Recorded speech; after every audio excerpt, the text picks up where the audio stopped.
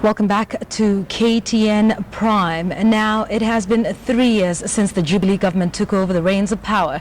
Today, the Jubilee government began taking stock of their achievements, and as KTN's Aby Agina reports, not everything is going as promised.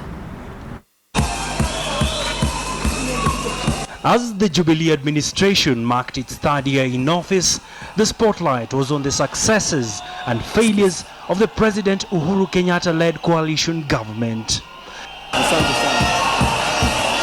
As enshrined in the 72-page Jubilee Manifesto crafted in 2012, the coalition had a set of promises for the people of Kenya. We will abolish all fees for women giving birth at public hospitals. We have put it on record as the Jubilee Coalition that we are going to invest in 5 international modern stadia in our country in the next 5 years. Despite these promises, the Free Laptops for Schools project is yet to fully take off, a pattern that has served as a major indictment on President Kenyatta's scorecard. The Jubilee government has also been caught flat-footed in its pledge to ensure social justice for all citizens, as well as tackling graft. More Kenyans are still sagging under the burden of high cost of goods and high youth unemployment. Legislations are good, but also implementation of those legislations are important to increase revenue. So the strategy there is really to make sure that we have modern laws in our tax system, so that and the whole idea driving that is simplicity and to make easier for Kenyans to pay tax, so that we can raise the necessary resources to fund all the many demands that we need as a country. Other promises made by the Jubilee government include free maternal health care, expansion of power generation, modernization of ports, and the tarmacking of roads, all of which are on course. For roads, we are doing all we can to make sure that the entire population is actually benefiting from this investment. The second area of focus is the railways. Since independence, we have not had a single inch of railway. In fact, what you see is the meter gauge, which was done like 100 years ago. And so what we are doing now is to fast track the SGR, the standard gauge railway, which, although it was conceptualized in the last government, construction has started with this government, starting from 2014. Let me say we are very pleased to say we are ahead of schedule. We are actually about 70% in terms of completion of phase 1, which is basically Mombasa to Nairobi.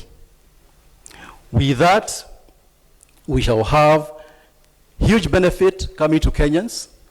Number one, you'll be able to get to Mombasa in 4 hours. You'll be able to transport your goods in 6 hours.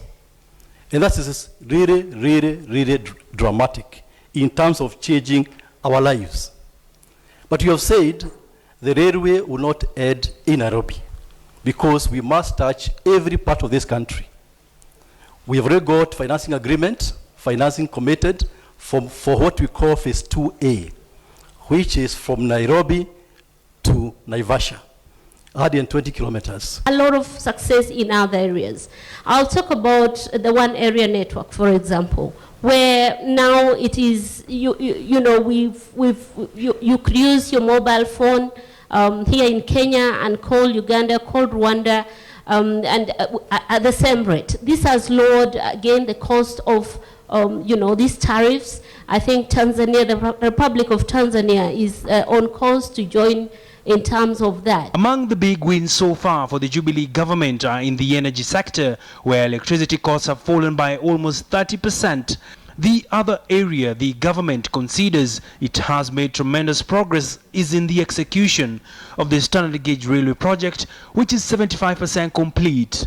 The project is considered as a major game changer for the country in as far as cost of doing business is concerned. Another area the Jubilee leadership seems to be getting it right is in foreign trade relations, as envisaged in its manifesto. Again, the idea is really to increase our footprint and provide leadership across the world. We continue to respond to Kenyans that are under distress, whether it is in Sudan, whether it is in Libya, and this has become a habit. In fact, it has become the way we do business, that we can evacuate, we can get Kenyans that are in distress out of risk. On Friday, more cabinet secretaries are expected to state their achievements in office at the ongoing Interministerial Public Symposium being held at the KICC in Nairobi. Aby Agina, KTN News.